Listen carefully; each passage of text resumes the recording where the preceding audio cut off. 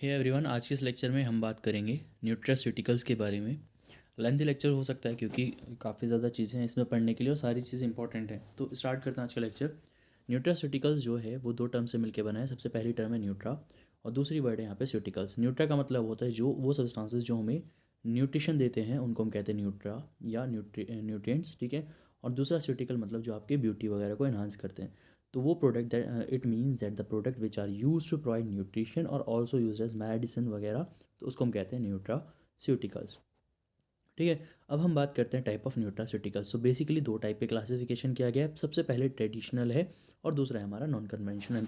Traditional में वो आ जाते हैं हमारे जिसमें किसी भी तरीके का फोर्टिफिकेशन नहीं किया गया फूड में, वो आते हैं हमारे ट्रेडिशनल न्यूट्रास्यूटिकल्स, मतलब किसी भी तरीके के एडिड मिनरल्स या प्रिजर्वेटिव्स नहीं मिलाए गए हैं, वो आते हैं हमारे ट्रेडिशनल न्यूट्रास्यूटिकल्स में। और नॉन कन्वेंशनल न्यूट्रास्यूटिकल्स वो होते हैं जिनमें हम द्रव्य की या हमारा जो सब्सटेंस है या इंग्री वो हमारा फूड है उसकी न्यूट्रिटिव वैल्यू को इन्हांस करते हैं बाई गिविंग आर्टिफिशियल न्यूट्रिएंट्स, ठीक है। तो होते हैं हमारे नॉन कन्वेंशनल। तो ट्रेडिशनल में कौन कौन आता है? फंक्शनल फूड्स आ जाते हैं, कैरेटिनाइड्स आ जाते हैं, phytochemicals, fatty acids, herbs, dietary supplements, probiotics और प्रीबायोटिक्स। इसी तरह नॉन कन्वेंशनल में क्या आता है आपका? रिकॉम्बिनेंट न्यूट्रास्यूटिकल्स और आपके फोर्टिफाइड फूड्स, ठीक है। तो सबसे पहले हम बात करते हैं ट्रेडिशनल न्यूट्रास्यूटिकल्स के बारे में। तो सबसे पहले इसमें आएगा आपका फंक्शनल फूड। तो फंक्शनल फूड बेसिकली वो होते हैं जो हमारी बेसिक न्यूट्रिशन से ज़्यादा हमें चीज़ें प्रोवाइड करते हैं, लाइक जैसे आपका फ्रूट्स एंड वेजिटेबल्स है ना। तो बेसिक न्यूट्रिएंट जो है उससे कहीं ज़्यादा आपको इनसे मिलता है फ्रूट्स एंड वेजिटेबल्स से, ठीक है। इसके बाद कैरोटीनाइड बेसिकली क्या होता है? एक नेचुरल कंपाउंड होता है, ठीक है, और सोर्स होता है, ठीक है, जो कहाँ पे प्रेजेंट होता है? प्लांट्स में, वेजिटेबल्स में और एल्गी में।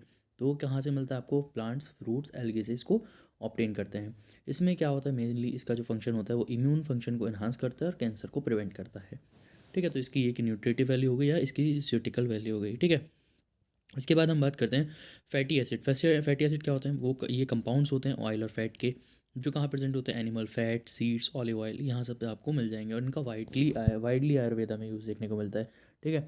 विरेचन वगैरह, स्नेहन वगैरह में किसका यूज़ देखने को मिलता है? ऐसे जो हमारे ऑयल्स वगैरह हैं, ठीक है।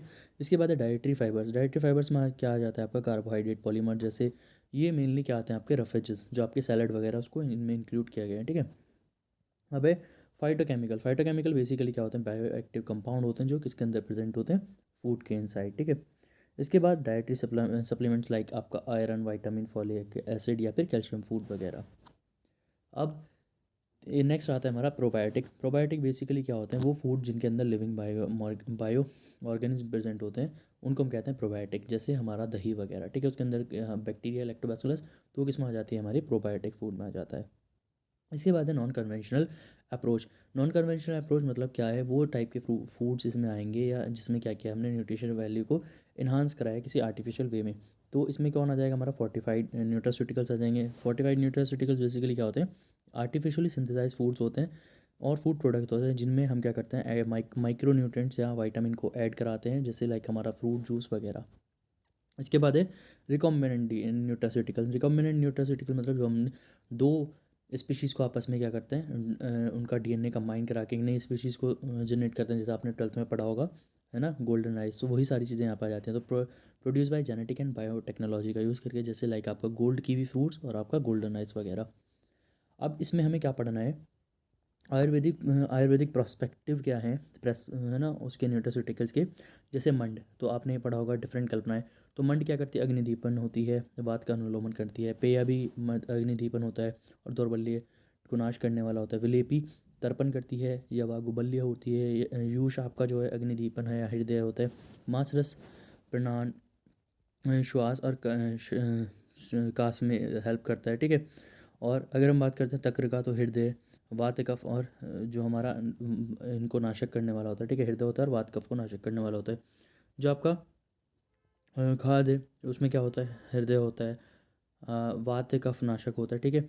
आपका जो राग है, राग है, ठीक है, तो ये कैसा होता है? हृदय होता है, रेचन होता है। मंथ जो है आपका जो सत्तू होता है, सत्तू से मिलने जो पदार्थ होते हैं बना होता है, ठीक है, वो बल्य होता है, हमारा श्रम नाशक होता है, ठीक है। अब इसके बाद यहाँ पे हमें कुछ फॉर्मुलेशंस हैं, इंपॉर्टेंट फॉर्मुलेशंस जो हमें पढ़नी है। जैसे सबसे पहले कुष्ठमांड अवले। तो क्या कहा गया है यहाँ पे? मेथड ऑफ प्रिपरेशन सुनिएगा ध्यान से। सबसे पहले आपको लेना है 100 पल कुष्ठमांड का फल लेना है, उसको उसके छिलके उतार के क्या करना है, उसको 2 तुला जल में डालना है। मतलब आपने क्या लिया, 100 पल कुष्ठमांड लेके उसको क्या करना है, 2 तुला जल में पका लेना है। अब जब पकते पकते इसका जो जल है वो आधा रह जाए तो उसको उतार लेना है। ठीक है, तो 1 तुला जल शेष रह जाने पर कुष्ठ फल जो कुष्ठमांड के फल हैं उसको अलग कर लेना है। अब ये जो 100 पल कुष्ठमांड के फल थे उनको क्या करना है, छोटे छोटे के टुकड़ों में काट के इसमें 8 पल घृत मिलाकर, ठीक है, और इसको ताम्र के पात्र में यानी कि ताम्र के बर्तन में, कॉपर के यूटेंसिल्स में इसको पकाना है। और इसमें क्या करना है, 1 तुला जो शेष जल था उसको अलग से लेके क्या करना है, उसमें चाशनी तैयार कर लेनी है। ठीक है, जो 1 तुला जल बचा था जिसमें हमने 2 तुला जल लिया था ना, तो उसका 1 तुला बचा था, उसकी चाशनी बना के अब जो हमारा 100 पल कुष्ठमांड था पक्व, ठीक है, और 8 पल घृत मिलाकर जो मिश्रण था उसको मिला लेना है। मिलाने के बाद जब अवले सिद्धि के लक्षण आ जाए तब तक उसको पाक करना है और बाद में उसको स्टोर कर लेना है। पाक करने के बाद इसमें आप शायद चाहे तो इसमें कुछ प्रक्षेप द्रव्य मिला सकते हो, जैसे धान्य, तेजपात, एला, काली मिर्च, इन सबको मिलाना। और जब ये शीतल हो जाए तो इसमें 4 पल मधु मिलाकर क्या कर लेना है, इसको स्टोर कर लेना है। इसके मोड ऑफ एक्शन की बात करते हैं तो मेनली रसायन होता है। ठीक है, और इसकी न्यूट्रिटिव वैल्यू क्या होती है, एनर्जी अगर इसमें बात करते हैं तो 3.13 के जी होती है, किलो कैलोरी होती है पर 100 ग्राम के बेसिस पे। टोटल फैट 2.37 होता है। सैचुरेटेड फैट भी इसके अंदर 0.82 होता है। कार्बोहाइड्रेट कितना होता है, 80.44।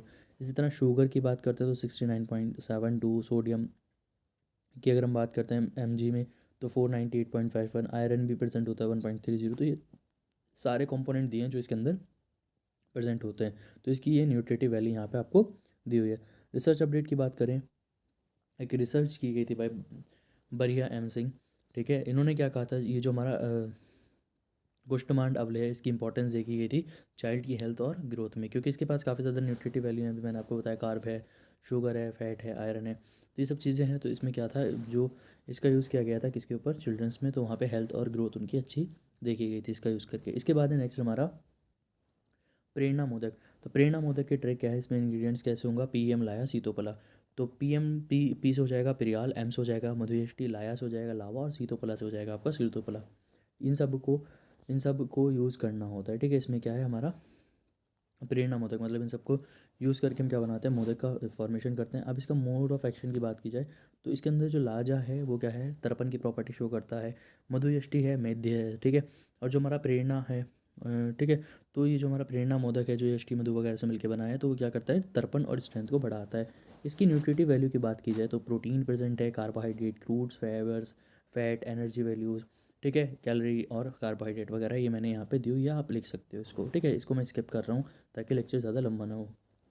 रिसर्च अपडेट की बात करते हैं तो जो हमारा प्रेरणा मोदक है इसका इन्फेंट में एक यहाँ पे स्टडी की गई थी, तो वहाँ पे उनमें अच्छा देखा गया था कि उसकी जो ग्रोथ है और डेवलपमेंट है इन्फेंट्स के अंदर, तो मेधी है, मेधी होने के साथ साथ क्या कहा था, अभी मैंने बताया था आपको, बल्ले भी है, प्रेरणा भी करता है, तो वहाँ पे उनकी हेल्थ और डेवलपमेंट, ओवरऑल डेवलपमेंट में अच्छा रिजल्ट देखने को मिला था।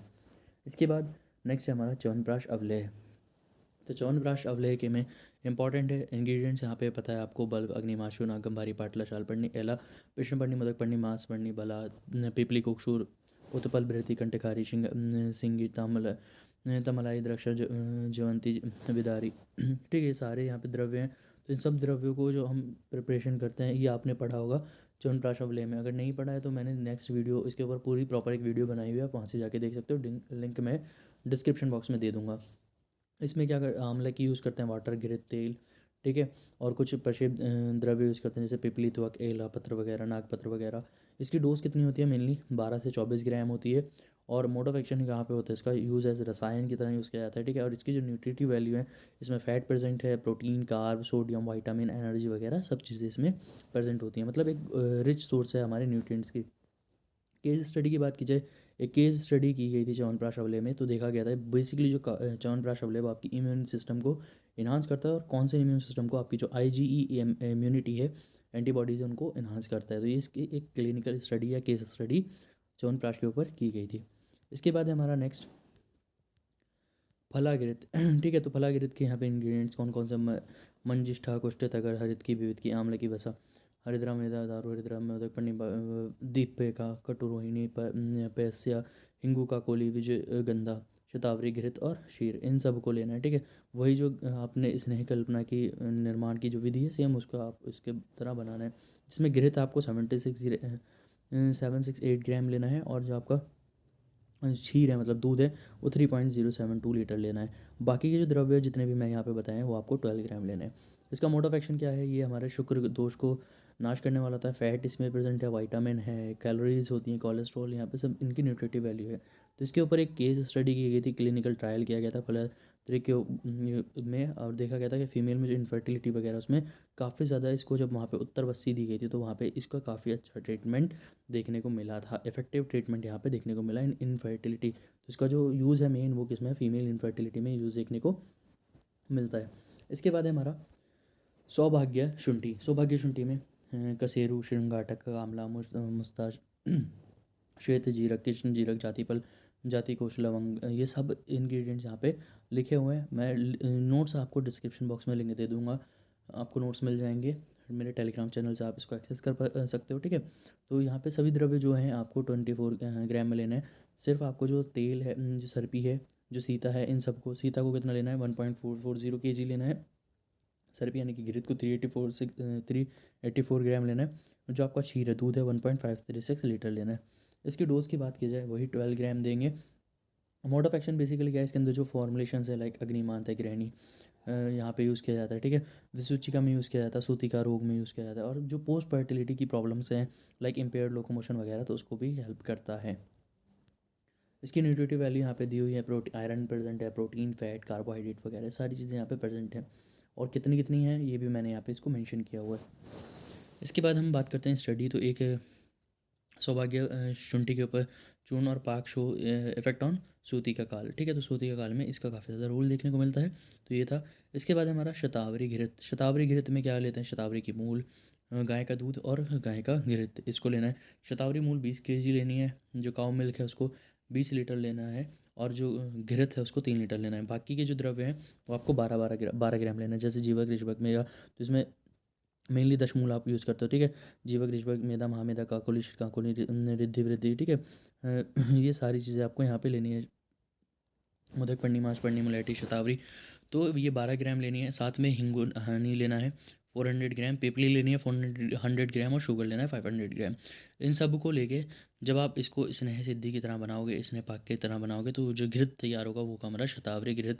इसका जो मोड ऑफ एक्शन है उसका मेनली क्या है, मधुर और तिक्त रस होता है, ठीक है। तो इसकी वजह से, और शीत वीर्य होता है। तो इसका जो मेनली यूज़ कहाँ पे देखने को मिलता है, स्तन्य जनन, मतलब फीमेल के अंदर मिल्क प्रोडक्शन को इन्हांस करता है, और शुक्र की प्रॉपर्टी को इन्हांस करता है।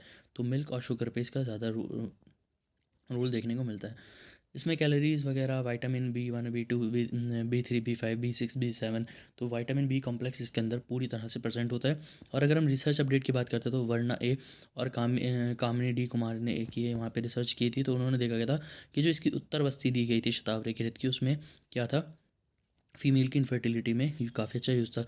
तो अभी देखो मैंने दो तरह के घृत बताए, शतावरी घृत बताया, उसमें भी फीमेल इनफर्टिलिटी में यूज़ किया गया था, और दूसरा हमने कौन सा नहीं किया था अभी, हमारा कौन सा घृत था, हमारा फला घृत, ठीक है। इसमें भी काफ़ी ज़्यादा यूज़ देखने को मिला था इन फीमेल इनफर्टिलिटी। इसके बाद है अर्जुन क्षीरपाक। क्षीरपाक कल्पना क्या होती है, जिसमें दूध जो तीक्ष्ण द्रव्य उनकी तीक्ष्णता को कम करने के लिए जो दूध में पाक किया जाता है उसको हम कहते हैं क्षीरपाक कल्पना। तो इसमें अर्जुन को लेते हैं, मिल्क को लेते हैं, और वाटर को लेते हैं। अर्जुन 1 पार्ट, मिल्क 15 पार्ट, और वाटर 15 पार्ट, इन सबको मिला के जब अच्छे से पका लेते हैं, ठीक है, तो उसके बाद जो कल्पना प्राप्त होती है वो होती है हमारी क्षीरपाक कल्पना। मोड ऑफ एक्शन क्या है, अर्जुन के पैर ऐसा होता है, हृदय होता है, तो जो हमारी कार्डियोटॉनिक की तरह हेल्प कर सकता है। न्यूट्रिटिव वैल्यू की बात की जाए, एनर्जी, प्रोटीन, कार्बोहाइड्रेट, फैट्स वगैरह सब प्रेजेंट होता है। रिसर्च अपडेट की बात की जाए तो इसका काफ़ी ज़्यादा इफेक्ट देखने को मिला था डिसलिपिडीमा में, ठीक है। तो डिसलिपिडीमा में इफेक्ट काफ़ी ज़्यादा इफेक्टिव, इसका इफेक्टिवनेस शो करता है। इसके बाद हम बात करते हैं रसोन क्षीरपाक। तो रसोन, वाटर और मिल्क ये सब लेने हैं। रसोन सब द्रव्य जो हैं इक्वल पार्ट में आपको लेने हैं। इसका जो मोड ऑफ एक्शन है वो मेनली कैसा है, ये भी हृदय है अर्जुन की तरह, ठीक है। और रसायन भी होता है। तो रसोन के पास 5 रस होता है, लाइक आपका मधुर, कटु, तिक्त, कषाय, एक्सेप्ट आपका अम्ल रस। इसकी न्यूट्रिटिव वैल्यू प्रोटीन है, फैट, कार्बोहाइड्रेट, एनर्जी वगैरह सब चीज़ें प्रेजेंट है।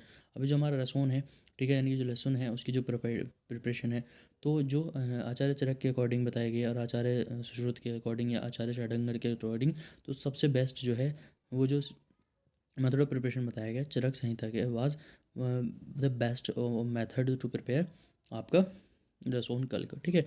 इसके बाद है हमारा लास्ट खजूर आदि मंथ। तो खजूर आदि मंथ में है हमारा क्या लेते हैं, खजूर लेते हैं, द्राक्षा, दाड़िम, तिनतीड़क, आंवला, फलसा, ठीक है, इन सब को द्रव्यों को लेते हैं। तो इनकी न्यूट्रिटिव वैल्यू भी मैंने यहाँ पे लिखी हुई है, इसके अंदर प्रोटीन, फैट, कार्बोहाइड्रेट, एनर्जी वगैरह कितना कितना होता है, ठीक है। इसका मोड ऑफ एक्शन मेनली क्या है कि इसके पास जो भी इंग्रेडिएंट्स हैं वो कैसे स्निग्ध गुण वाले हैं, तो जो क्या करते हैं इन्हांस, जो हमारे बॉडी में स्नेहन करते हैं और जो हमारा वात वगैरह है उसकी रुक्षता वगैरह को कम करते हैं, ठीक है। अब इसके बाद हमारा अभी है तो ब्रह्म रसायन, ये इंपॉर्टेंट है थोड़ा सा। इसमें इंग्रेडिएंट क्या है, हरित की, आंवले की, बिल्व, शूना, गंभारी, पाटला, शालपन्नी, प्रश्नपन्नी, बृहति, कंटकारी, गोक्षुर, बला, ठीक है, एरंड, मधुपर्णी, मेधा जीवंती, जीवक, ऋषभकास, सार, दर्भ और इक्षु। तो ये सब जितने भी है ना, तो आप देखो यहाँ पे, तो आपको यहाँ पे दशमूल के द्रव्य मिल जाएंगे, ठीक है। और आपके कुश, दर्भ, नल, नख वगैरह, नल, इक, और ये आपको मिल जाएंगे। तो इनको सबको कितना लेना है, 486 ग्राम लेना है। और बाकी जो हरित की है 100 लेने हैं, आंवले की 100 लेने हैं, 300 लेने हैं। इन सबसे जो प्रिपेयर करोगे तो होगा हमारा ब्रह्म रसायन, ठीक है। अब साथ में इसमें, सॉरी एक सेकेंड, ठीक है, इसमें क्या करते हैं, सीतोपला भी लेते हैं, और सर पे घृत मतलब घी लेते हैं, तेल लेते हैं, और शुद्र लेते हैं, ठीक है। अब इसके बाद हम बात करते हैं इसकी डोज के बारे में। तो डोज कितनी बताई गई है, 12 ग्राम बताई गई है, ठीक है। और जो हमारा इसका एक्शन है मेनली कैसे करता है, मेध्य रसायन है। तो जो हमारा मनोव्यसर होता है, मानस दोष है उनको शांत करता है और हमारे माइंड को काम रखता है, ठीक है। इसकी न्यूट्रिटिव वैल्यू यहाँ पे मैंने दी हुई है, कैलोरीज वगैरह क्या क्या प्रेजेंट है, कार्बोहाइड्रेट, ठीक है, थायमिन, राइबोफ्लाविन वगैरह, विटामिन B6, आयरन वगैरह इसके अंदर प्रेजेंट है। रिसर्च अपडेट की बात की जाए तो एक रिसर्च की गई थी भाई आपके शर्मा, ठीक है। तो उन्होंने क्या बताया था, ब्रह्म रसायन जो है उसकी जो वैल्यूज़ हैं, ठीक है, और जो ये एवेलेट करता है की गई थी कि एनाबॉलिक प्रिवेंशन एंड प्रिवेंटिव गिगेट्रिक्स, तो कहाँ पे जो ओल्ड एज प्रॉब्लम्स हैं, जो गिगेट्रिक्स हैं, ठीक है, तो उसमें जो यूज़ किया उसमें इसका काफ़ी ज़्यादा इंपॉर्टेंट रोल है। एज़ क्यों, क्योंकि इसके अंदर बहुत सारी कैलोरीज, राइबोफ्लाविन वगैरह, जो भी एसेंशियल मिनरल्स वगैरह हैं, वाइटामिन है, वो सारी चीज़ें इसके अंदर प्रेजेंट होती हैं। तो ये था आज का हमारा लेक्चर जिसमें हमने पूरा न्यूट्रास्यूटिकल्स कवर किया है। आई होप आपको लेक्चर पसंद आया होगा। मिलता है नेक्स्ट वीडियो में। Thank you.